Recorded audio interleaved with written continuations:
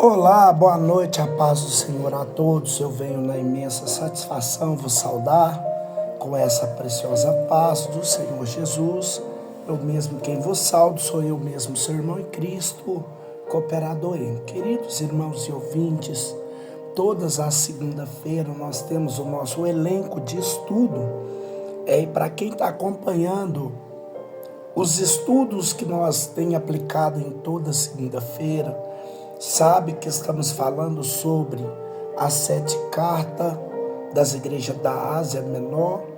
E hoje, para a satisfação e alegria do nosso coração, nós vamos estar falando de mais uma das igrejas da Ásia Menor.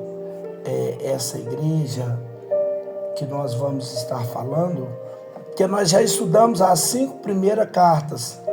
Vamos recapitular o que vimos. Estudamos a primeira, que foi enviada à igreja de Éfeso, que era uma igreja que manteve a sua pureza doutrinária, que não estava ameaçada por heresias, mas que foi repreendida por Jesus, porque havia deixado seu primeiro amor. Os cristãos, a igreja de Éfeso, deixou que o amor se esfriasse. Estudamos a segunda carta, que foi enviada à igreja de Esmirna, aquela igreja que era materialmente pobre, né? Que era pobre para o mundo, mas era espiritualmente rica diante de Deus. Nós vimos que aquela igreja não recebeu nenhuma repressão, mas apenas elogio e exortação para que permanecesse fiel a Cristo, mesmo em meio à perseguição. Estudamos a terceira carta, que foi enviada à igreja de Pérgamo, e vimos que a igreja de Pérgamo era dividida. Havia naquela igreja crentes fiéis que não negaram o nome do Senhor Jesus, mas havia também os seguidores da doutrina de Balaão e da doutrina dos Nicolaítas. Estudamos a quarta carta, que foi enviada à igreja de Tiatira, que era uma igreja que tinha muitas virtudes. A igreja de Tiatira foi uma das que mais recebeu elogio. Jesus elogiou o seu amor, a sua fé, a sua perseverança e principalmente o fato de as suas últimas obras serem maior do que das primeiras. Mas nós vimos também que aquela igreja estava tolerando uma falsa profetisa, uma mulher que se dizia profetisa, por nome de Jezabel, que estava enganando o servo de Deus, induzindo o povo de Deus a comer do sacrifício da idolatria e se prostituir. E nos ensinos anteriores, estudamos a quinta carta, que foi escrita para a igreja de Sardes, aquela igreja que tinha um nome que estava viva, mas estava morta, e que Jesus repreendeu aquela igreja porque as suas obras não eram perfeitas diante de Deus. Muito bem.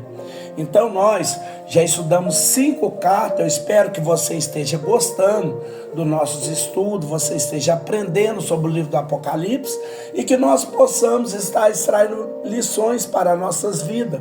Não só olhar para o passado, não apenas olhar para aquelas igrejas, mas acima de tudo, essa é uma lição para cada um de nós. Hoje nós vamos dar início ao estudo da sexta carta, que com certeza é a carta mais amada pelo cristianismo, consequentemente a mais conhecida, que é a carta enviada à igreja de Filadélfia. Com certeza das 7, essa é a carta mais importante para nós, é a carta que nós mais amamos, é a carta mais lida, mais conhecida. E antes de nós estudarmos essa carta, a mensagem de Cristo enviada à igreja de Filadélfia, como nós fizemos na outrora, estudamos as outras cartas, nós vamos falar um pouco sobre a cidade de Filadélfia. Por quê?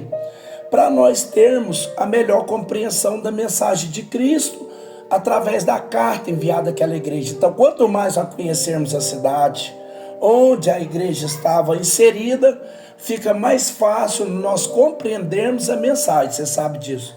A forma que Jesus se revela àquela igreja, as exortações, as repreensões, tem muito a ver com a cidade. Você vai entender isso quando nós estivermos estudando a carta. E nós vamos falar um pouco sobre a cidade e depois sobre a igreja de Filadélfia para estudarmos a carta em si. Bem, o primeiro nome Filadélfia significa amor fraternal. Então nós já começamos falando de uma virtude, né? O nome dessa cidade fala de um amor fraternal, amor de irmão. E essa cidade de Filadélfia era a mais jovem das 7 cidades da Ásia Menor. Está aí, lá nas ruínas antigas, que hoje lá é um dos pontos turísticos, lá na Turquia, né? Onde turistas do mundo inteiro vão conhecer não só a ilha de Pátimo, mas também essa cidade, onde estão as ruínas das cidades antigas. É claro que você vai perceber que Filadélfia é uma das cidades modernas, mas que existe também ruínas antigas, que nos mostra a arqueologia, prova isso, que havia sim no passado, nos tempos de João, uma cidade e uma igreja de Filadélfia. Além disso, nós vamos perceber que Filadélfia era uma cidade da província romana da Ásia Menor. Então Roma dominava o mundo no final do primeiro século, né? E ela era famosa por seus vinhos, a terra era muito fértil. Então os moradores lá de Filadélfia se dedicavam ao cultivo da videira, que os judeus tomavam bastante vinho, então eles se dedicavam ao cultivo da videira, e Filadélfia era conhecida não só pelas suas plantações de uva, pelas suas videiras, mas também pelo seu vinho. Nós vamos perceber também que Filadélfia ficava numa posição privilegiada na rota da estrada do Correio Imperial. Era o centro da difusão da língua e das letras gregas. É o período do Império Grego, Alexandre, enfim. Havia um interesse de propagar a cultura grega para o mundo inteiro. Então, Filadélfia, pelo fato de estar nessa posição privilegiada, na rota do Correio Imperial, ela difundia, ela divulgava para os viajantes que passavam naquela rota a cultura e as letras gregas. E é por essa razão que Jesus diz: eu pus diante de ti uma porta aberta. Você vai entender daqui a pouco. Mas, infelizmente, Filadélfia também estava comprometida, não a igreja, estou falando da cidade de Filadélfia, estava comprometida com a idolatria, com o paganismo. Ela chegou chamada de Pequena Atenas, por quê? Por ter muitos templos, muitos deuses, muitos templos dedicados aos deuses, às divindades. Inclusive, nós vamos perceber que lá havia culto ao imperador, já expliquei sobre isso, onde o imperador romano era adorado como se fossem deuses, e além disso, eles honravam o deus grego do vinho, Dionísio. Aí você vai perceber isso. Veja isso, meus irmãos. Nós falamos que a cidade de Filadélfia tinha o cultivo das uvas e que as pessoas plantavam uvas. Havia muita produção de vinho. Mas em vez de a cidade agradecer a Deus, o Deus Todo-Poderoso, o Criador do céu e da terra, aquele que criou todas essas coisas e tornou a terra produtiva para produzir alimento para nós, irmãos, o que é que os moradores de Filadélfia faziam? Atribuíam a Dionísio, agradeciam ao Deus do vinho, né, pela sua produção, pela sua produtividade. Enquanto eu estava estudando sobre isso, eu lembrei da nossa nação, eu lembrei-me do nosso país, um país riquíssimo em minerais, agricultura, né? E às vezes as pessoas, ao invés de agradecer ao Deus Todo-Poderoso, que é Ele que nos dá o alimento, o mantimento, é Ele que faz a terra produtiva, mas infelizmente às vezes as pessoas, ao invés de agradecer ao nosso Deus Todo-Poderoso, agradecem outras divindades. E isso acontecia lá na cidade de Filadélfia. Aí está lá na Turquia, né, onde está construída essa cidade moderna, né, belíssima, está construída sobre as ruínas da cidade. Hoje quem for lá na Turquia vai conhecer a Laceí, essa cidade belíssima, e vai ter a oportunidade de conviver tanto com a modernidade, a tecnologia, o avanço tecnológico da cidade moderna, mas pode também ver algumas ruínas da cidade antiga. E, finalmente, nós vamos perceber que a carta, eu vou falar da carta em si agora, de todas as igrejas da Ásia, Filadélfia que recebe mais louvor de Cristo por Cristo ressuscitado. Nós havíamos falado sobre Esmirna e outras cidades que foram elogiadas, e Filadélfia também recebe louvor de Cristo. Esmirna e Filadélfia foi as únicas igrejas, as únicas cartas que não encontrou repreensão, apenas elogio e exortação. Então nós vamos perceber que das 7 cartas, tanto a carta criada à igreja de Esmirna, quanto a carta enviada à igreja de Filadélfia, elas têm essa virtude, essa característica, elas não receberam repreensões, apenas elogio e exortações. Muito bem, nós vamos para o primeiro versículo, que é o versículo 7, onde está a carta enviada à igreja de Filadélfia, está no versículo 7 ao versículo 13 do capítulo 3 do Apocalipse. Hoje nós vamos enunciar o estudo a partir do versículo 7. Vamos ver o que diz a palavra de Deus. E ao anjo da igreja que está em Filadélfia, escreve, muito bem, nós não sabemos dizer ao certo quem era esse anjo, esse mensageiro lá da cidade de Filadélfia. A Bíblia não diz, e também os historiadores, teólogos não diz, mas eu acho que você sabe, que nós já explicamos diversas vezes, que esse anjo aí, ele era um mensageiro, ele era o pastor, ele era o obreiro responsável pelaquela igreja. Então nós não podemos dizer quem era esse homem, esse obreiro, esse pastor, esse líder, mas podemos dizer sem medo de errar que havia sim um pastor, havia um líder, havia ali um obreiro responsável por aquela igreja, que tinha esse dever, essa responsabilidade de zelar pela doutrina, pela santidade da igreja. Então, na carta enviada para a igreja de Filadélfia, nós não temos muitas informações sobre a fundação da igreja. A igreja de Filadélfia, ela não é mencionada nem no livro do Atos dos Apóstolos, e ela também não é mencionada nas epístolas, apenas só no livro do Apocalipse. Agora, mesmo não sabendo dizer quem foi fundador daquela igreja, mesmo não sabendo dizer quem era o líder, na época em que Jesus enviou essa carta através do apóstolo João, mas nós podemos dizer, sem medo de errar, que havia um líder, que havia um obreiro responsável, que tinha essa incumbência, de receber a carta e de ler a carta perante toda a congregação. Para quê? Para que a membresia, os cristãos que se reuniam ali na igreja de Filadélfia, pudessem receber a mensagem de Cristo enviada para aquela igreja. E como era comum, em todas as cartas, Jesus se apresenta com um título diferente. E como foi que Jesus se apresentou? Como foi que Jesus se revelou para a igreja de Filadélfia? Vamos ver o que ele diz. E ao anjo da igreja que está em Filadélfia escreve, isto diz o que é santo.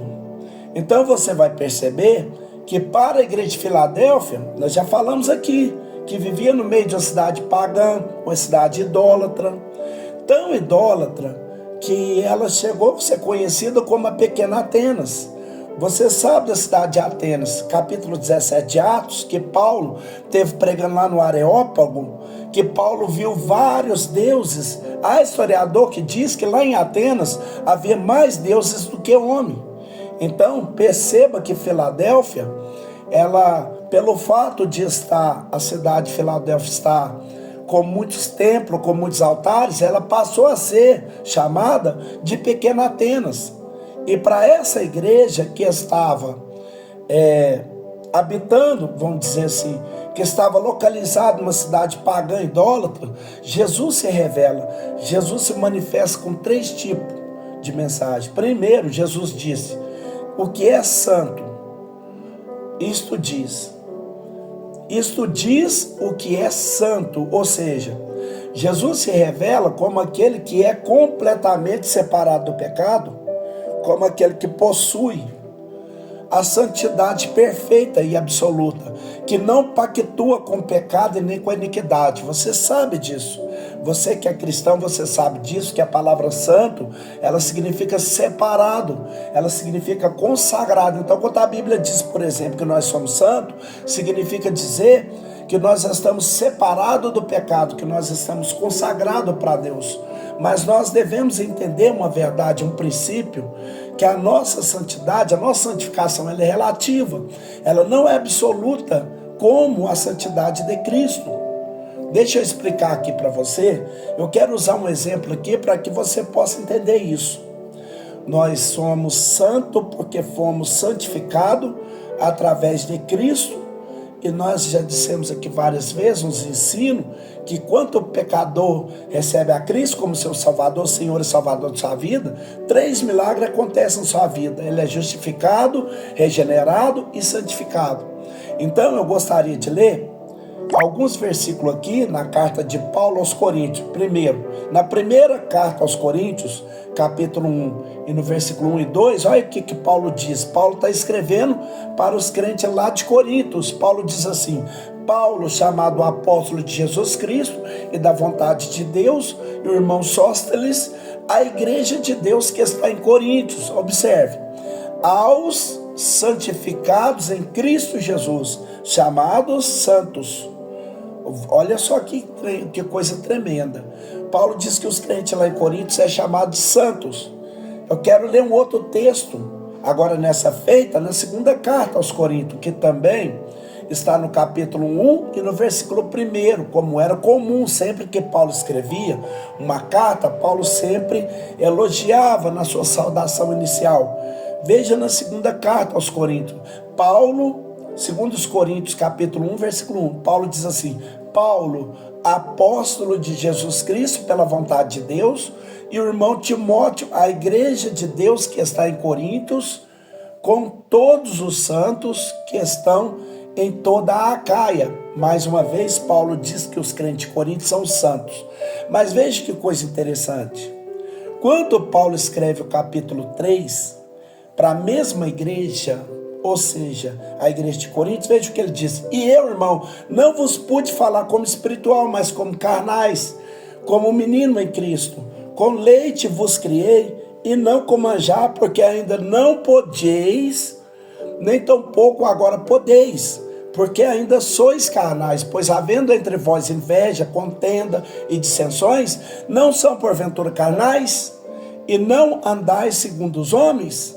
Então veja que Paulo diz que os crentes de Corinto são santos, são santificados, mas ao mesmo tempo Paulo diz que eles precisavam melhorar, que eles eram carnais, que eles não eram espirituais. Isso nos ensina uma grande lição. O que nós aprendemos? Que a nossa santidade, a nossa santificação, ela é relativa, ela não é perfeita como a santidade de Cristo. Só quando nós atravessarmos a ponte, que seja através da morte, o arrebatamento da igreja, que nós estivermos lá no céu, no paraíso, é que nós vamos alcançar essa santidade plena, essa santidade perfeita, completa. Enquanto nós estivermos aqui na terra, a nossa santidade é relativa. Nós estamos procurando nos santificar cada dia. Agora, há um detalhe aí. Quando esse título de santo é atribuído à pessoa de Cristo, então nós devemos entender que Jesus é santo no sentido pleno, no sentido perfeito, no sentido completo, absoluto.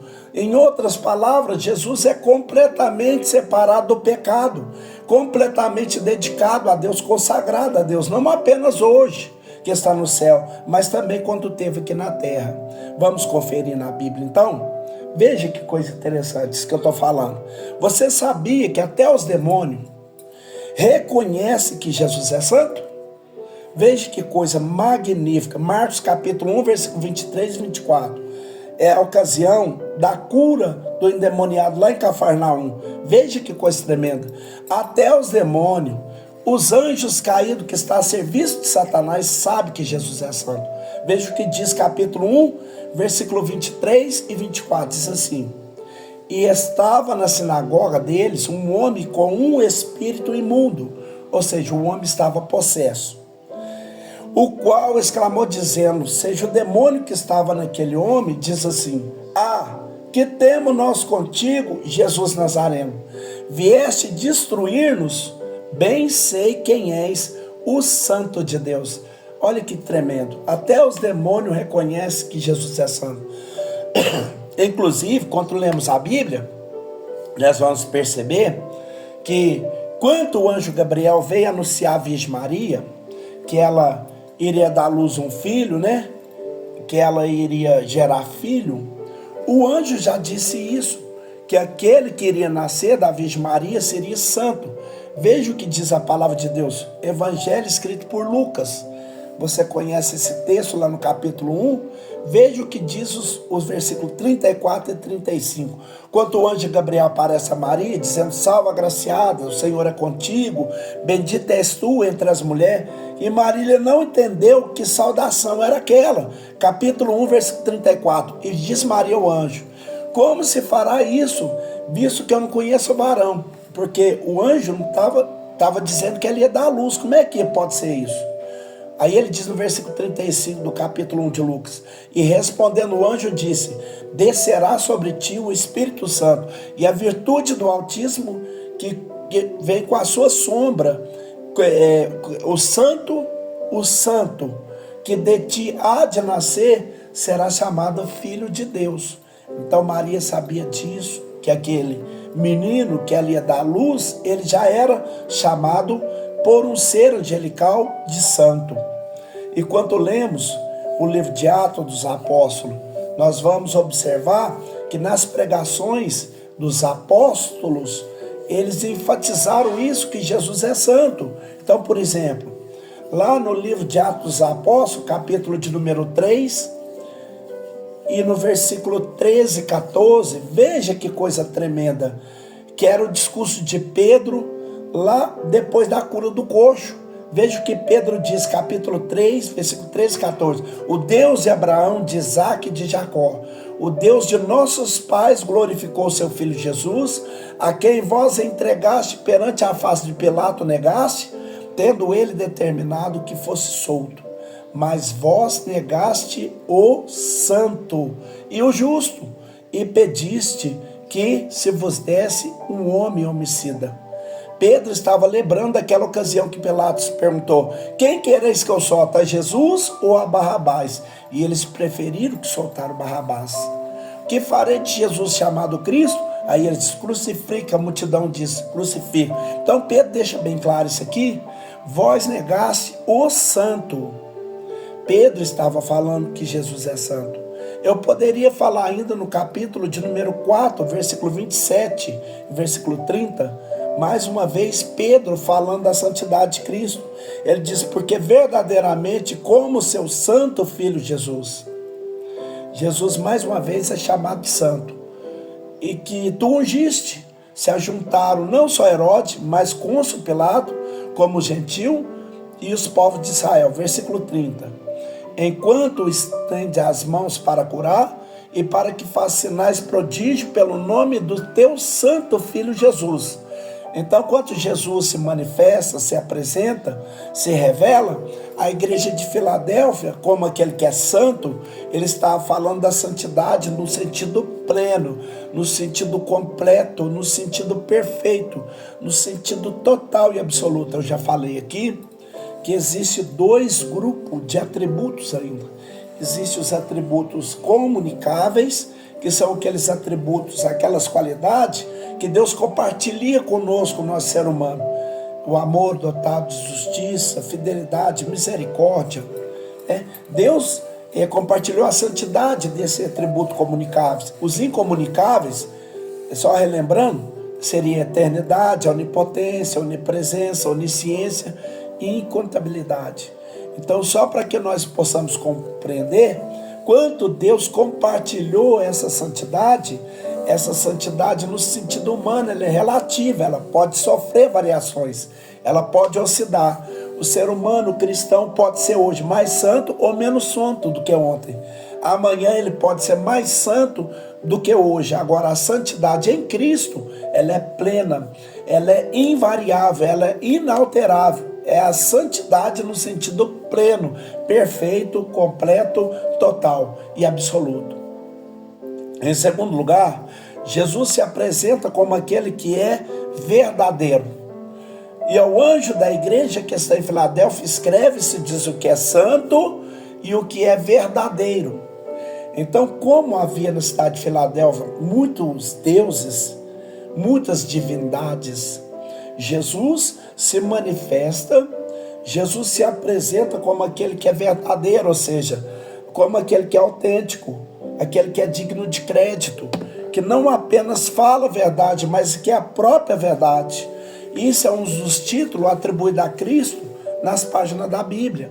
Se você está com a Bíblia aí, você pode abrir a sua Bíblia, você pode conferir. Primeira Epístola de João, por exemplo, capítulo 5, versículo de número 20, diz assim: e sabemos que já o Filho de Deus é vindo, e nos deu entendimento para conhecermos o que é verdadeiro, e no que é verdadeiro estamos. Aí ele diz: isto é o seu Filho Jesus Cristo. Glória a Deus. Jesus é verdadeiro. João falou sobre isso. Inclusive, o texto do Apocalipse que nós vamos estudar em breves, lá no capítulo 19, que é a ocasião que a Bíblia nos mostra Jesus descendo do céu montado em um cavalo branco. A gente vai explicar melhor sobre isso.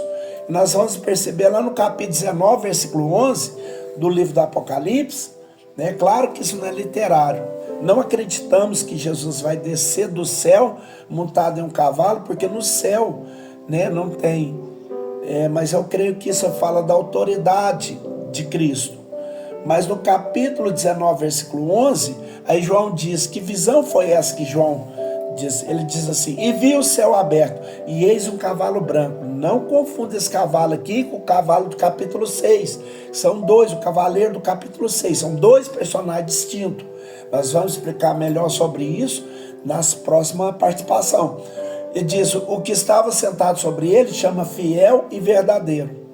Então, quando a Bíblia diz que Jesus, que nesse texto diz que Jesus é fiel e verdadeiro, significa que nós podemos crer, nós podemos confiar, nós podemos acreditar. Então você sabe disso. Não só os crentes lá de Filadélfia, mas por que não falar da nossa realidade? Nós vivemos em um mundo cheio de mentira, cheio de engano, de falsas igrejas, de falsas religiões, de falsos obreiros, de falsos apóstolos, de falsos Cristo, em que as pessoas falam assim: eu nem sei em quem acreditar, mas existe um que nós podemos crer nele, que nós podemos confiar de pleno acordo nele, que nós podemos dar crédito nas suas palavras, nos seus ensinos, porque ele é a própria verdade. Ele fala a verdade e as suas palavras, nos seus ensinos, são dignos de crédito e de aceitação. Ele mesmo diz: eu sou o caminho, a verdade e a vida. Então Jesus, ele não apenas fala a verdade, mas ele é a própria verdade. Então, Jesus, ele se apresenta como aquele que é santo, como aquele que é verdadeiro, mas Jesus se identifica também como um ser que tem algo, que tem uma chave. Vamos ver o que diz o texto. Olha o que diz o texto. Isso diz o que é santo, o que é verdadeiro e o que tem a chave de Davi. Glória a Deus. Então Jesus se identifica com aquele que tem a chave de Davi. E como nós sabemos, chave na Bíblia é símbolo de autoridade. Não é que Jesus tenha literalmente uma chave. E nós vamos chegar lá e falar: ô Senhor Jesus, eu vi lá no Apocalipse e eu escutei falando que o Senhor tem a chave. Cadê a chave? Não é bem assim, no sentido literal. Mas chave fala de autoridade. Jesus diz uma chave específica. O que vem de ser essa chave de Davi? Na verdade, Jesus estava se referindo a uma profecia messiânica lá de Isaías. Abra sua Bíblia. É importante que você acompanhe com a sua Bíblia na mão, ou se você não tiver com a Bíblia, anota os versículos para você ler.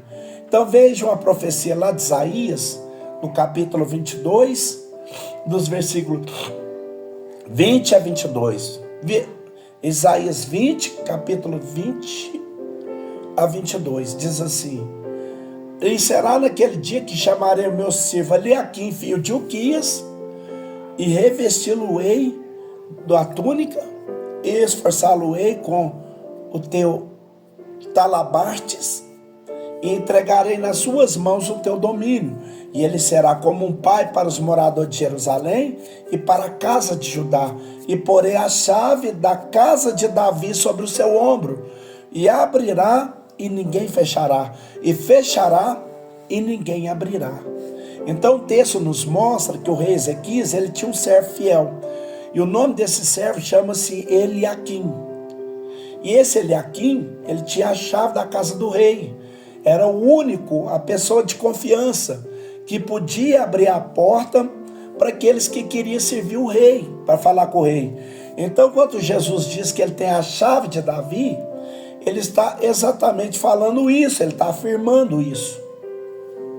Jesus, ele está dizendo que somente ele tem plena autoridade para permitir o ingresso à presença do rei, a presença de Deus. Somente através de Cristo que nós podemos ir à presença de Deus, meus irmãos. Ele disse em João capítulo 14, versículo 6, eu sou o caminho, a verdade e a vida, e ninguém vem ao Pai senão por mim. Que palavra de conforto é essa, queridos irmãos, para os crentes de Filadélfia?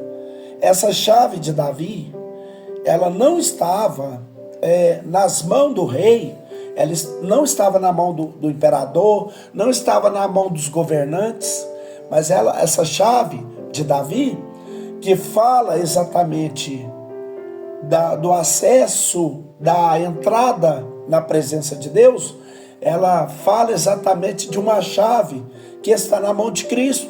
Quem é que tem essa chave? Quem tem esse poder? Quem tem essa autoridade? Só Cristo. Então é uma palavra de conforto que serve não só para os crentes lá de Filadélfia, mas eu poderia dizer também que serve para cada um de nós.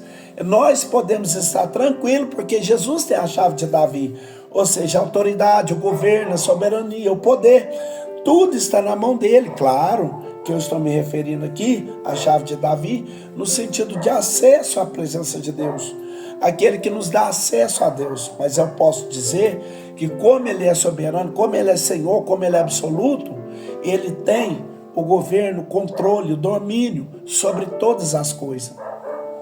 Mas Jesus diz ainda, não só que ele tem a chave de Davi, mas ele diz o que abre e ninguém fecha. Ele diz o que é verdadeiro, que tem a chave de Davi, e o que abre e ninguém fecha. Então, Jesus ele tem a chave de Davi, como eu já disse aqui, a chave de acesso ao rei, o acesso a Deus, o acesso ao Pai, só através de Cristo, porque ele tem a chave. É interessante nós observarmos isso. Jesus diz que a porta que ele abre, ninguém pode fechar. Eu vou repetir isso aqui, que eu gostei disso, porque eu sei que o Espírito Santo de Deus está falando conosco. A porta que Jesus abre, ninguém, meus irmãos, pode fechar. Eu poderia falar diversas portas aqui. Poderia falar de uma porta de emprego, poderia falar de uma porta de oportunidade, poderia falar de uma porta de prosperidade, uma porta de universidade, faculdade, mas eu quero falar da porta mais importante que Cristo abriu para nós, que é a porta da salvação, meus irmãos. Eu posso dizer que essa foi a porta mais importante que foi aberta para a humanidade, foi permitir que o homem mais uma vez tenha acesso a Deus. Lá na cruz do Calvário, Jesus estava nos unindo com Deus. Jesus estava nos reconciliando com o Pai. Jesus estava nos dando o direito à salvação. Esta foi de todas as portas mais importantes que Cristo abriu. É claro que às vezes, quando um aniversário, por exemplo, alguém cita esse texto para um aniversariante ou lê para alguém esse texto, às vezes as pessoas imediatamente pensam aqui na terra, em portas de oportunidade, em portas de emprego, portas de faculdade. É claro que Jesus é Senhor, Ele é soberano. Ele pode abrir porta onde Ele quiser. Jesus pode abrir porta onde Ele quiser, porque Ele é soberano. Mas não existe porta mais importante para nós do que a porta da salvação. Eu quero ler alguns textos, por exemplo, lá na carta de Paulo aos Efésios, no capítulo de número 2, Paulo fala sobre isso. Eu quero ler o versículo 13 até o versículo de número 20. Anota aí. Efésios 2, de 13 a 20. Diz assim: mas agora em Cristo Jesus, vês que estáis longe, já pelo sangue de Cristo chegaste perto. Olha que Jesus, aqueles que estavam longe chegaram perto, ele diz. Porque ele é a nossa paz. Quem é a nossa paz? Cristo, o qual de ambos os povos fez um. De judeus e gentios ele fez um povo só. E derribando a parede de separação que estava no meio, na sua carne, ou seja, lá na cruz, ele desfez a inimizade. Isso é, a lei dos mandamentos, que consistia as ordenanças, para criar em si mesmo os dois um novo homem, fazendo a paz. E pela cruz reconciliar ambos com Deus, tanto judeus como gentios, em um corpo que é a igreja, matando com elas a inimizade. E vindo ele, evangelizou a paz a vós que estavas longe. Quem estava longe? Os gentios. E os que estavam perto. Quem eram os perto? Os judeus. Por quê? Por ele, ambos temos acesso ao Pai em um mesmo Espírito. Assim que nós não somos estrangeiros nem forasteiros, mas como cidadão do santo da família de Deus, edificados sobre o fundamento dos apóstolos e dos profetas, de que Jesus Cristo é a principal pedra de esquina. Então eu posso dizer que Jesus abriu a porta da salvação para nós, a porta de acesso a Deus.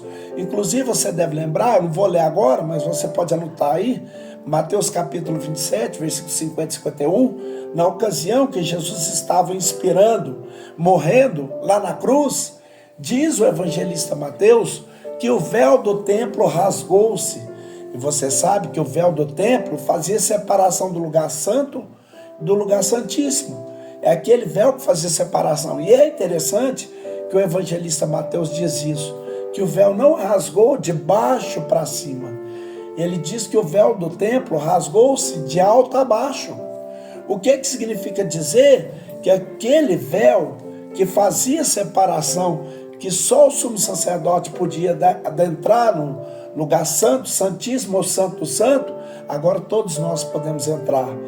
Então Jesus abriu essa porta. Inclusive o escritor aos Hebreus fala disso com muita propriedade. Lá no capítulo 10 da Epístola aos Hebreus, no versículo 19 a 22, ele diz isso: tendo, pois, irmãos, ousadia para entrar no santuário pelo sangue de Jesus, pelo novo e vivo caminho que ele nos consagrou, pelo véu, isso é, pela sua carne. E tendo um grande sacerdote sobre a casa de Deus, cheguemos-nos o verdadeiro coração e em inteireza de fé, certeza de fé, tendo o coração purificado da má consciência e o corpo lavado com água. Então eu posso dizer que dentre as muitas portas que Jesus abriu, ou pode abrir, porque ele é Senhor e soberano, não existe porta mais importante do que a porta da salvação. E ele é que diz isso, a porta, a chave de Davi, aquele que abre e ninguém fecha. Mas observe que diante de uma declaração tão maravilhosa, aquele que abre e ninguém fecha, ele diz, observe, vamos atentar pelo que ele diz. O que tem a chave de Davi, o que abre e ninguém fecha. Mas observe o que ele diz, e fecha e ninguém abre. Então eu posso dizer, sem medo de errar, que a porta que Jesus fecha, ninguém, absolutamente ninguém pode abrir. Seja uma porta de emprego, seja uma porta de oportunidade, seja uma porta de prosperidade, seja uma porta lá na faculdade, enfim. Se Jesus fechou a porta, não tem vereador, não tem prefeito, não tem governador, não tem senador, não tem presidente, não tem rei, tem ninguém, absolutamente ninguém pode abrir essa porta. Isso também se aplica na salvação. Isso é uma palavra também de advertência para nós. Nós dissemos aqui que Jesus tem a chave de Davi, aquele que abre e ninguém fecha. E qual foi a porta principal que ele abriu? A porta de acesso a Deus, a porta da salvação. Que nós temos agora a ousadia de adentrarmos na presença de Deus através de sua morte, do seu sacrifício. Mas atente a esse comentário. Ele diz que fecha e ninguém abre. Então, se a pessoa rejeitar essa oportunidade que Cristo lhe deu, que Cristo lhe facultou, Se a pessoa não entrar por essa porta com certeza ela vai se fechar. E depois que essa porta se fechar, ninguém poderá abrir. Você lembra do dilúvio? A porta da arca estava aberta para qualquer um entrar. Entrou os animais, entrou Noé, essa família, né? Que tremendo. Mas depois a porta foi fechada por dentro e por fora. Noé fechou por dentro e Deus fechou por fora. E ninguém mais podia abrir. Se nós desprezarmos, se nós rejeitarmos essa porta que foi aberta, que é a porta da salvação, depois da morte, depois que atravessarmos a ponte, não tem mais como essa porta ser aberta. É impossível que essa porta seja aberta depois da morte. Precisamos então entrar pela porta enquanto ela está aberta, porque ela pode se fechar. Irmãos, eu vou encerrar aqui para o vídeo não ficar muito grande, mas eu vou fazer Filadélfia 1, parte 1, Filadélfia parte 2, Filadélfia parte 3 e Filadélfia parte 4, para estar compartilhando aqui nos meus status, para estar compartilhando também lá no meu canal, onde eu posto as mensagens de ensino, que está no canal do YouTube, chama Enio a Serviço do Rei. Eu vou postar essa mensagem aqui no status e estarei postando também o link dela, que vai ser colocado agora, assim que eu acabar de editar lá no YouTube, tá bom? Deus abençoe a vida de todos e a paz do Senhor Jesus.